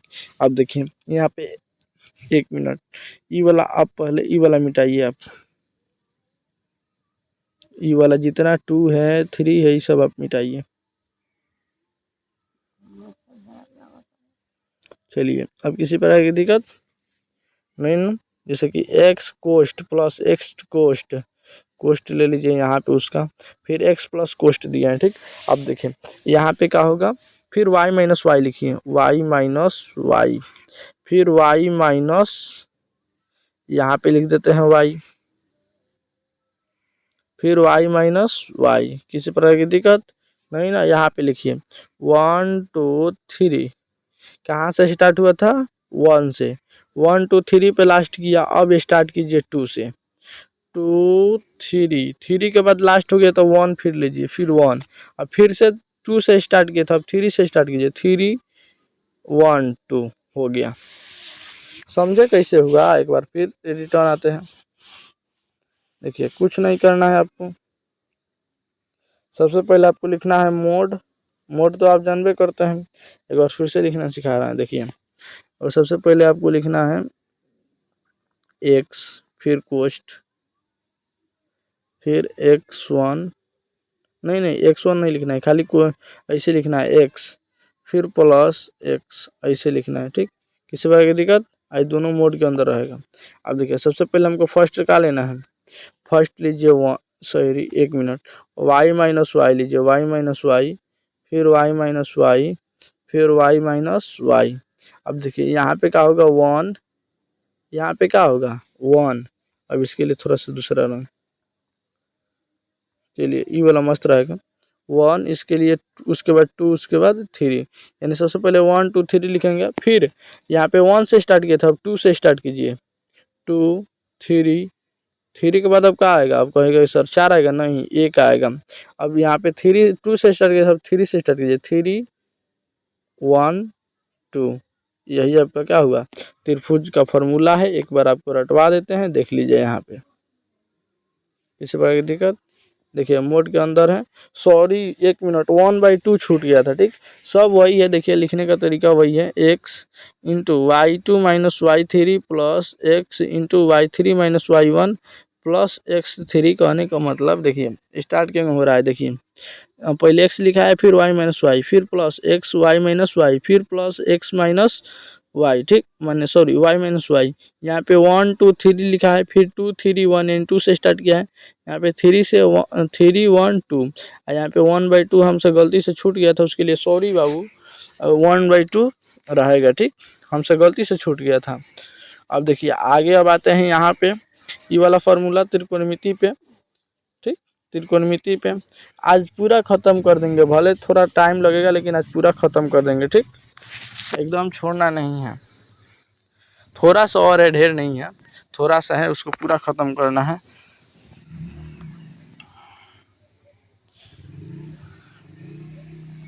अभी ई वाला थोड़ा सा है, ई वाला तो बहुत आसान है, इधर हल्का सा बताना है। ये जितना भाज के बताए थे ना उतना हार्ड इसमें नहीं बताना, इसमें याद करना आपको बहुत ज़रूरी है।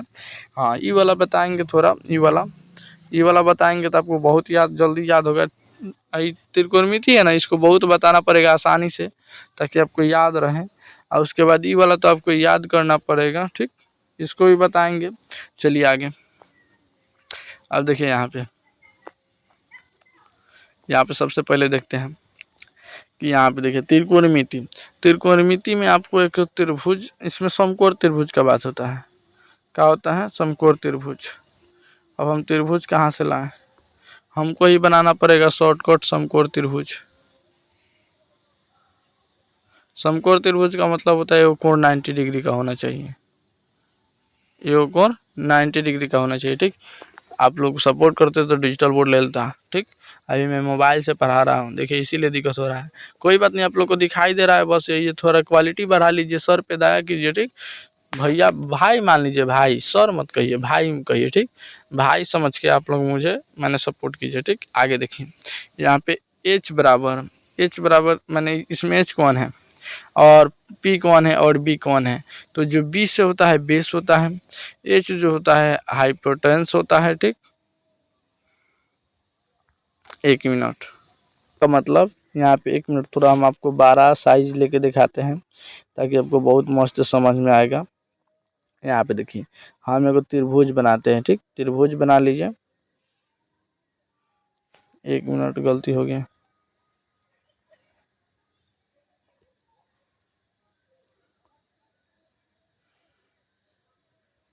ठीक यहाँ पे क्या है 90 डिग्री का कोण है, ठीक अब देखिए इसमें हम थीटा इधर मान लेते हैं, इसमें चित्र छूट गया है, थीटा मान लेते हैं इधर। देखिए इधर इसको कहते हैं एच से, यानी इसको कहा जाता है कर्ण, इसे बी से सूचित किया जाता है बेस यानी आधार,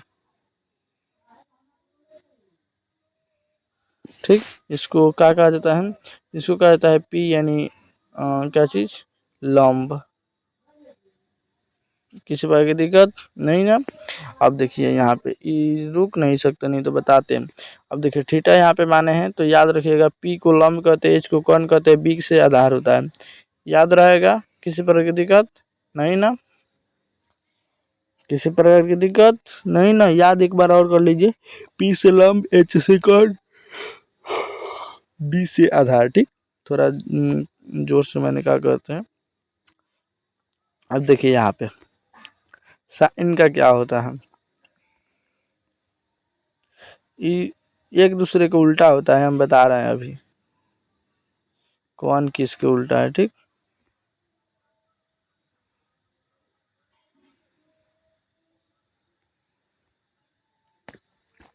यहाँ पे देखिए एच बराबर क्या होता है, थोड़ा सा रंग दूसरा। एच बराबर क्या होता है, एच बराबर जो होता है root under p plus p square plus b square. P किसको कहते थे, अभी आपसे बोले पी को लंब कहते हैं, पी को लंब कहते हैं, यानी लंब का स्क्वायर जोड़ बी को बेस यानी बेस का आधार का स्क्वायर। एच माने कर्ण बराबर क्या होता है, तो कर्ण बराबर होता है रूट अंडर लंब का स्क्वायर जोड़ आधार का स्क्वायर, जोड़ आधार का स्क्वायर। किसी प्रकार की दिक्कत नहीं ना। अब देखिए पी क्या होता है, पी का मतलब होता है लंब, ठीक। तो पी का क्या होता है, तो लंब बराबर जो होता है, लंब बराबर होता है रूट अंडर, देखिए अगर लंब आधार को जोड़िएगा तो कर्ण मिलेगा। याद रखिएगा एक बात हम आपसे बोलें, जैसे ही आप देखिएगा समकोण त्रिभुज में ई वाला दोनों रेखा क्या होता है, छोट होता है, सॉरी ई वाला नहीं, हमेशा लंब और आधार का होता है छोट होता है, लेकिन जो कर्ण होता है वो बहुत बड़ा होता है। तो कर्ण निकालने के लिए जोड़ा जाता है और इन दोनों में से कोई भी निकालिए तो कर्ण में से घटाया जाता है, ठीक। याद रखिएगा।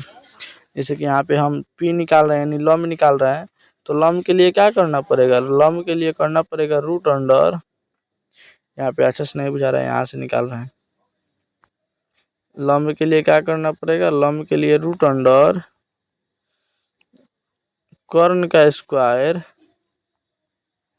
कर्ण का स्क्वायर माइनस बी यानी आधार का स्क्वायर। किसी प्रकार की दिक्कत, कर्ण का स्क्वायर माइनस आधार का स्क्वायर, ठीक हो गया।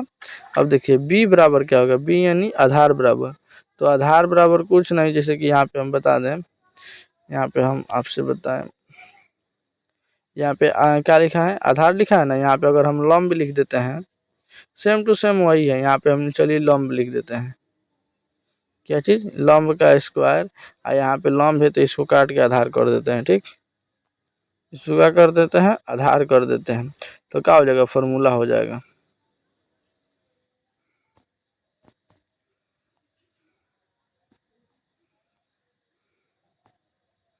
यानी आधार बराबर क्या होता है, रूट अंडर कौन का स्क्वायर माइनस लंब का स्क्वायर, यही होता है आधार बराबर, ठीक। किसी प्रकार की दिक्कत नहीं ना। और देखिए यहाँ पे कुछ शर्तें होती हैं कि जैसे कि है थीटा एच बी एस नहीं पी,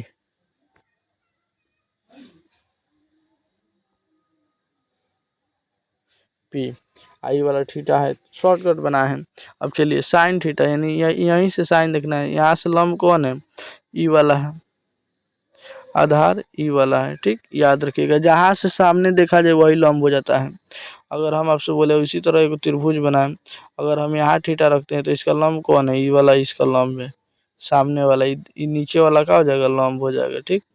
जिधर से देखिए उस सामने जो पड़ेगा वही लंब होगा। अगर यहाँ से नीचे से देखते हैं तो ई वाला लंब होगा, ई वाला, ठीक। अगर वही आप यहाँ से देखते हैं तो ई वाला लंब होगा, ठीक। तो लंब देख लीजिए, लंब बराबर बाटा क्या होता है, कर्ण होता है, एच यानी साइन थीटा बराबर क्या होता है, लंब बटा कर्ण, ठीक, लंब बटा कर्ण या पी बाई एच।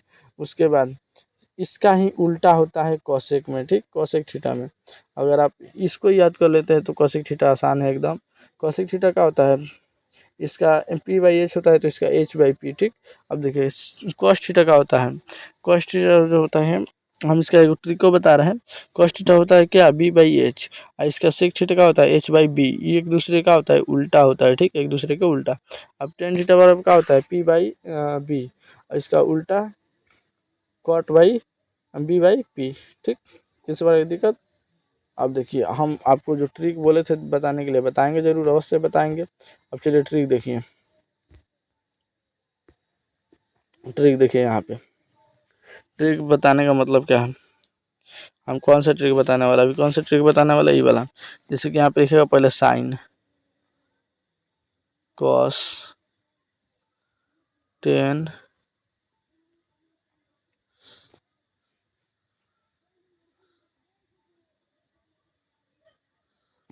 देखिए इस सबसे पहले लिख लेना है, साइन का उल्टा आप जानते हैं कॉसेक होता है, कॉसेक, कॉस का उल्टा होता है सेक, टेन का कॉट होता है। अब देखिए साइन का क्या होता है, सबसे पहला हो प्यार हो, पी से प्यार, बी से प्यार, एच से हो प्यार हो, बी से बेकरार हो, प्यार हो बेकरार हो, अब पी से प्यार, बी से बिना प्यार बिना, क्या चीज़, प्यार बिना, किसी प्रकार की दिक्कत। अब इसी का उल्टा कर दीजिए, साइन का यह हो गया ना, प्यार हो बेकरार हो प्यार बिना, ठीक, ऐसे आप याद कर सकते हैं, प्यार हो बेकरार हो प्यार बिना, ठीक। अब देखिए कौशिक का क्या होता है, तो कौशिक का होता है इसका उल्टा साइन का, H/P, H/P से क्या होता है H/B, और कौशिक का होता है टेन का होता है B/P, ठीक, ऐसे याद कर लीजिएगा। ये तो हम बता दिए अभी।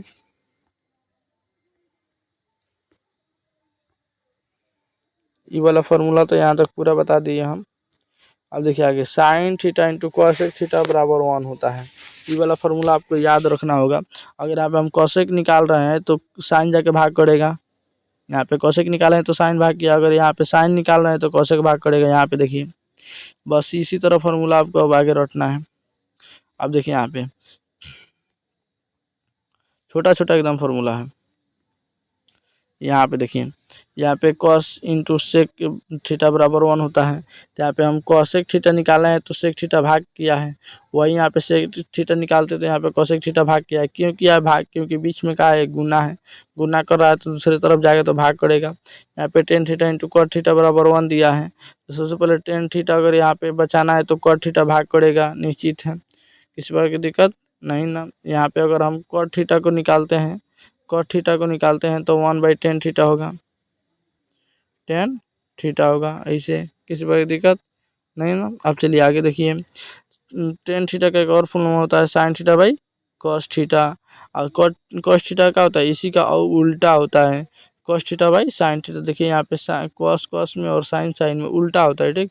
अब टेन स्क्वायर थीटा बराबर क्या होता है, टेन स्क्वायर थीटा बराबर होता है sign square theta by cos square theta, लेकिन टेन स्क्वायर थीटा बराबर इस इंजन पे काम नहीं करता है, सॉरी इस पे मैंने काम नहीं करता है, क्या करता है 1 + टेन स्क्वायर थीटा। देखिए ये सेम टू सेम के जैसा है, लेकिन ये एक जैसा नहीं है, ठीक। ये क्या कर रहा है 1 + tan square theta by 1 + cot square theta, इसी प्रकार की दिक्कत।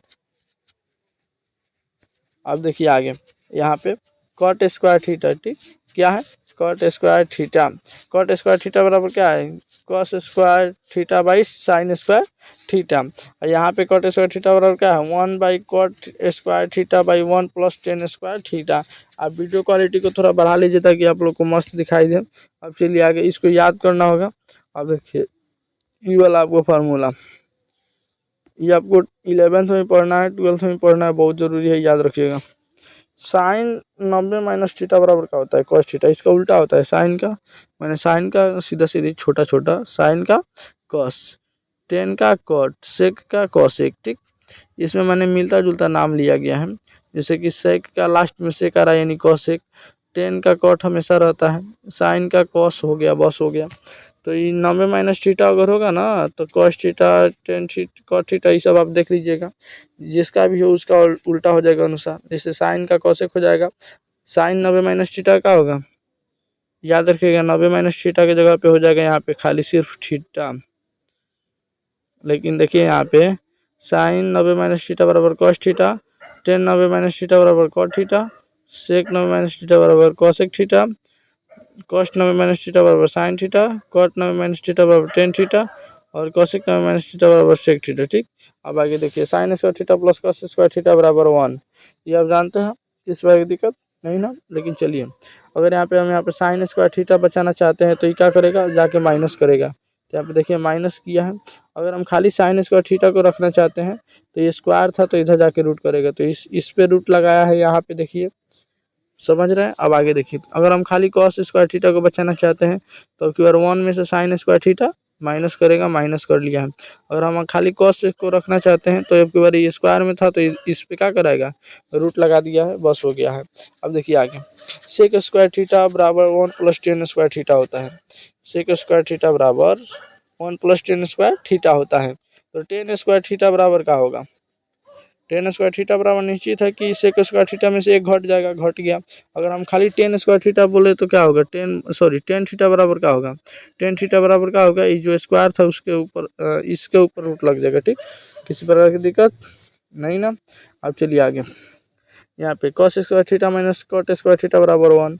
तो अगर आप यहाँ पे 1 मिनट, अगर यहाँ पे cosec square minus theta cos square theta minus cot square theta बराबर 1, यहाँ पे अगर cosec स्क्वायर थीटा निकाले हैं तो 1 + cot स्क्वायर थीटा हो गया है। और हम यहाँ पे cot स्क्वायर थीटा निकालते हैं तो cosec स्क्वायर माइनस, यहीं से देख लीजिए, cot स्क्वायर थीटा यहाँ पे अगर हम निकाल देते हैं तो ये प्लस में था, इधर से आएगा तो माइनस में हो जाएगा। ठीक, किसी प्रकार की दिक्कत नहीं ना। अब देखिए ई वाला फॉर्मूला लिखना बहुत ज़रूरी है, इससे आपका बोर्ड एग्जाम में 4 से 5 नंबर तो पक्का क्लियर है, खाली इस सारणी से, इतना बस सारणी से 4 से 5 नंबर, वो भी मैथ का। ठीक, किसी प्रकार की दिक्कत नहीं ना। चलिए आगे देखिए, यहाँ पे sine theta, cos theta, tan theta, cot theta, sec theta, cosec theta. अब देखिए यहाँ पे सबसे पहले हम क्या करेंगे, ये लिख लेंगे sine theta, cos theta, tan theta, cot theta, sec theta, cosec theta. ठीक, अब देखिए यहाँ पे लिखने का तरीका क्या होता है, सबसे पहले यहाँ पे कॉलम बना लेंगे, 1 गो 2 गो 3 गो 4 गो 5 6 7, 7 को ऐसे पढ़ेंगे, फिर 7 को ऐसे पढ़ेंगे, 1 2 3 4 5 6 7 8, 8 को पढ़ना है। ठीक, किसी प्रकार की दिक्कत, ऐसे कॉलम बना लेंगे। उसके बाद यहाँ पे लिखेंगे थीटा, उसके बाद 0 degree, 30 degree, 45 degree, 60 degree, 90 degree. यहाँ पे sine theta, cos theta, tan theta, cot theta, sec theta, cosec theta. ठीक, किसी प्रकार की दिक्कत नहीं ना। अब देखिए यहाँ पे, अब यहाँ पे क्या होगा, सबसे पहले हमको लिखना है 0, देखिए ट्रिक बता रहे हैं, 0 1 2 3 4। ठीक, ये आपको याद होना चाहिए।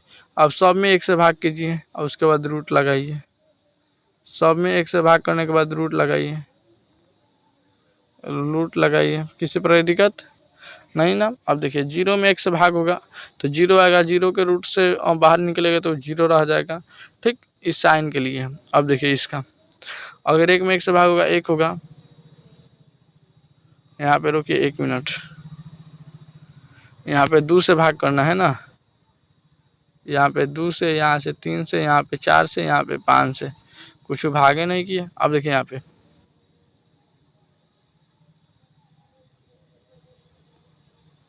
0 1, अब से देखिए 0 1 2 3 4, अगर इसमें से अगर हम यहाँ पे 0 1 2 3 4 होता है, हाँ सब में 4 से भाग कीजिए, आपके याद पड़ा, सब में 4 से भाग कीजिए और रूट लगा दीजिए। कहाँ कहाँ चल जाता है, सब दिमागे पर रहता है, थोड़ा थोड़ा इधर से हो जाता है। 4 से भाग करके रूट लगाया जाता है। अगर 4 से भाग की जगह रूट नहीं लग रहा है तो फिर थोड़ा सा प्रॉब्लम हो सकता है। अब देखिए यहाँ पे 4 से भाग किए हैं, रूट लगिए जाएगा, अधिकांश याद रखिएगा, रूट लग जाएगा ना। 0 में 4 से भाग करेगा 0। अब यहाँ पे 0 का वर्गमूल का होगा 0, यहाँ पे 1 का वर्गमूल 1, 4 का वर्गमूल 2, यानी 1/2। इसका क्या होगा, इसको 2/4, इसको भाग करेंगे तो 1/2 आएगा रूट के अंदर, तो 1 का 1 निकल जाएगा, लेकिन 2 रूट उसी तरह रह जाएगा, 1/√2। फिर उसी तरह √3 उसी तरह रह जाएगा, लेकिन 4 का 2 निकल जाएगा, 4 से 4 कट जाएगा एक बार में, 1 का स्क्वायर 1। किसी बार की दिक्कत, खाली आपको ई लिखना सिखाना था, तो ई लिखने के लिए आपको 0 1 2 3 4, फिर 4 से सब में भाग करना है और उसके बाद यहाँ पे स्क्वायर लगा, भले रूट लगा देना है और सबको हल करके लिख देना है, साइन वाला हो जाएगा। ठीक, साइन वाला याद रखिएगा, वो साइन वाला है। अब इसको इधर से स्टार्ट कीजिए, इधर से स्टार्ट कीजिए, इधर ले जाइए, तो आपको क्या हो जाएगा, कॉस का हो जाएगा। ठीक, तो चलिए ई वाला 1 यहाँ पे था, यहाँ पे लिखिए 1 हो गया। ई वाला √3/2 यहाँ पे था, √3/2 यहाँ पे लिखिए, √1/2 यहाँ पे, √1/2 लिखिए, √1/2 यहाँ पे, √1/2 लिखिए, यहाँ पे 0 है, यहाँ पे भी 0 लिखिए। ठीक, तो इसका मतलब क्या हुआ कि ई वाला का उल्टा इधर चल रहा है। ठीक, ऐसे ही याद रखिएगा। और अब देखिए इस साइन थीटा कॉस थीटा तो निकल गया। अब देखिए टेन थीटा कैसे निकलेगा, टेन थीटा लेने के लिए साइन थीटा में कॉस थीटा से भाग करना पड़ेगा। तो 0 में 1 से भाग करेंगे 0, इस 1/2 में √3/2 से भाग करेंगे 1/√3 आएगा।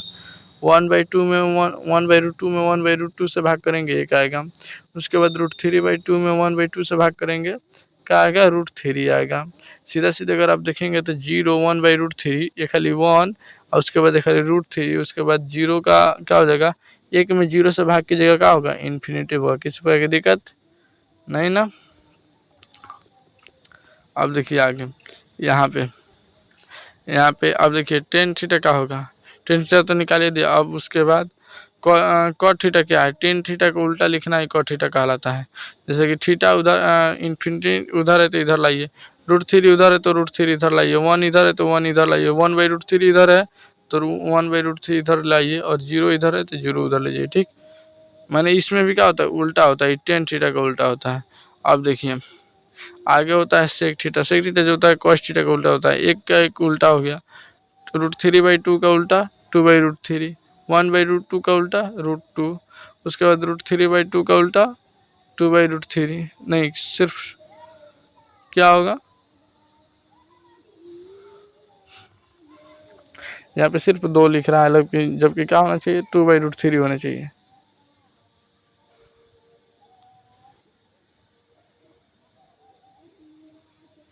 और उसके बाद 0 का उल्टा इन्फिनिटी। किसी प्रकार की दिक्कत नहीं ना। देखिए नहीं सही है, 2/√, इसका उल्टा कर रहा है ना, सेक के लिए कॉस का उल्टा किया जाता है, सेक के लिए जैसे कि 1 का उल्टा 1, 2√3/2 का उल्टा 2/√3, 1/√2 का उल्टा √2, 1/2 का उल्टा 2 और 0 का उल्टा इन्फिनिटी। ठीक, किसी प्रकार की दिक्कत। अब एगो लास्ट बचा है कोसेक थीटा, इसका उल्टा होता है 0 का उल्टा इन्फिनिटी, 1/2 का उल्टा 2, 1/√3 का उल्टा √2 का उल्टा √2, √3/2 का उल्टा 1 2/√3 और 1 का उल्टा 1। ठीक, इसे याद कर लीजिएगा। इसमें ई वाला इसका उल्टा होता है, ई वाला इसका उल्टा होता है और ई वाला इसका उल्टा होता है। ठीक, याद करके बहुत मस्त माने इससे आप तैयारी कर सकते हैं। उसके बाद देखिए पाई का मान कितना होता है, 180 डिग्री होता है, आपको ही मालूम है। पाई/2 कितना होगा, 90 डिग्री होगा। पाई/3 कितना होगा, 60 डिग्री। कैसे 180 में 3 से बाकी जगह 60 आएगा।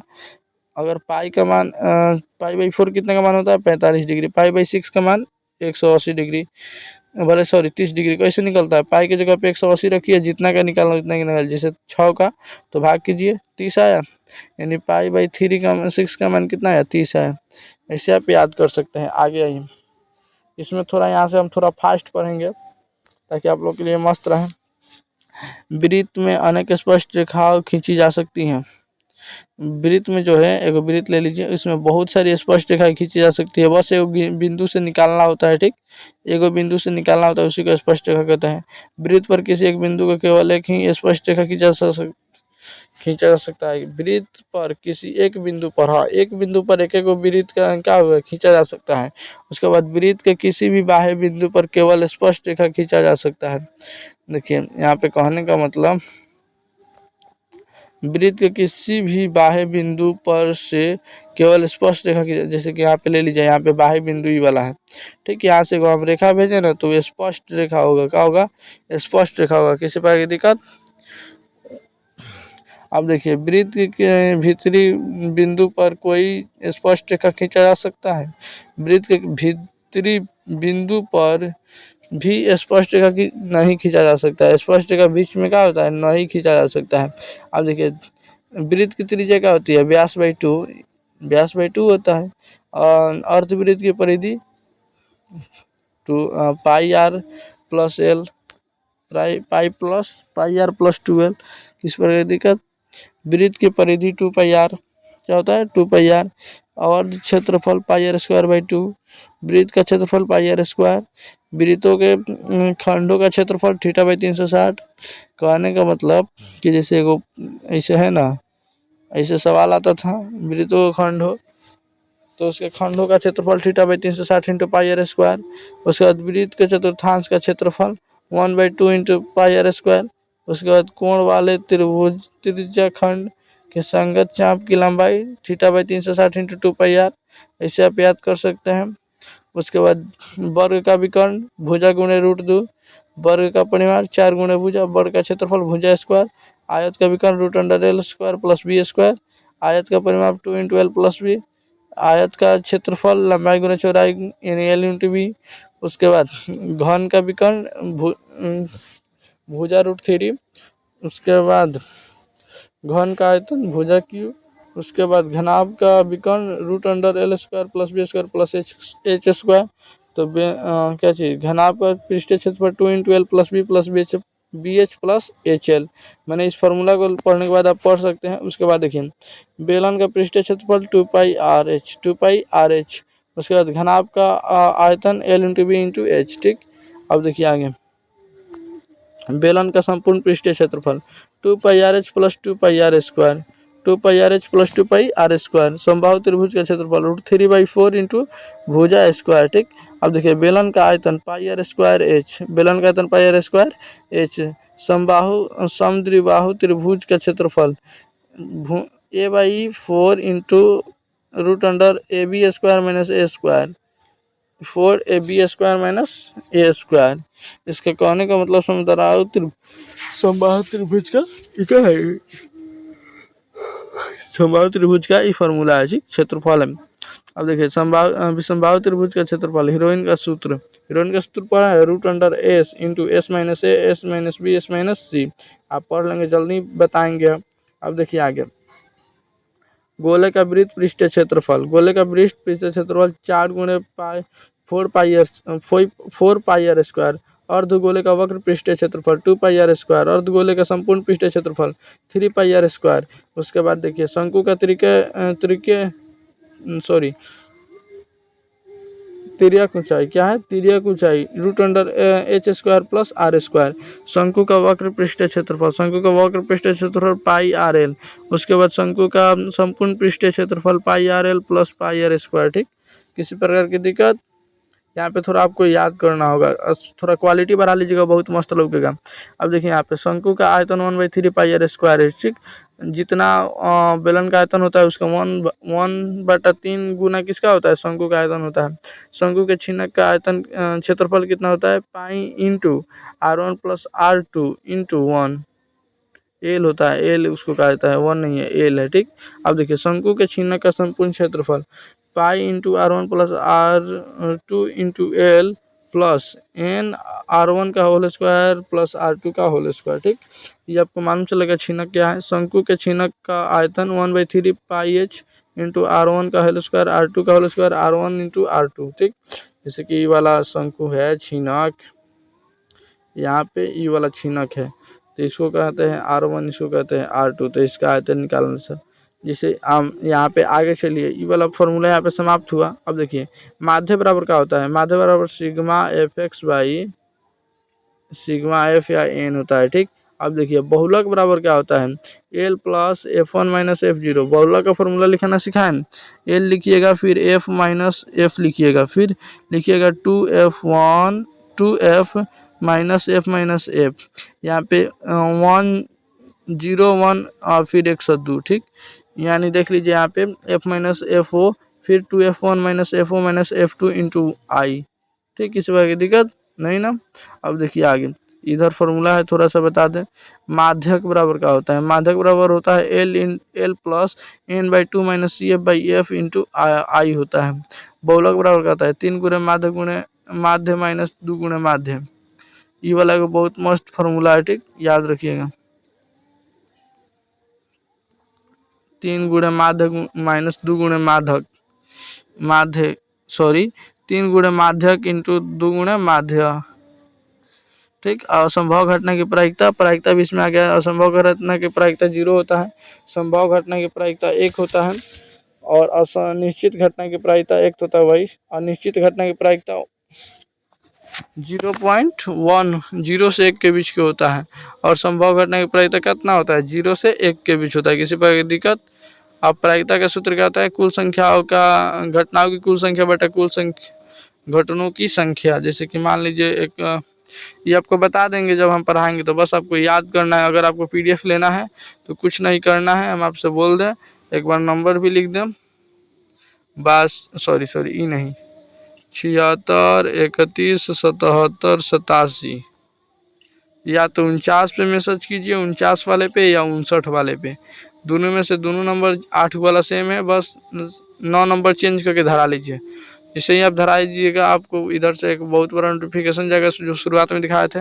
उसके बाद आपको बिल्कुल यहाँ से आपका जानते हैं लगभग यहाँ पे आपका 98% 99% क्या होगा, किताब रिवीजन हो गया है। ठीक, किताब रिवीजन हो गया है। ठीक, तो मिलते हैं नेक्स्ट वीडियो में। अगर आपको ऐसे ही थोड़ा सा प्यार दिखाते रहिए, और अगर आपको बिल्कुल PDF फ्री में लेना है तो ले लीजिए जहाँ से बताएं। तो चलिए नेक्स्ट वीडियो का वेट करेंगे, तब तक के लिए bye, thank you so much.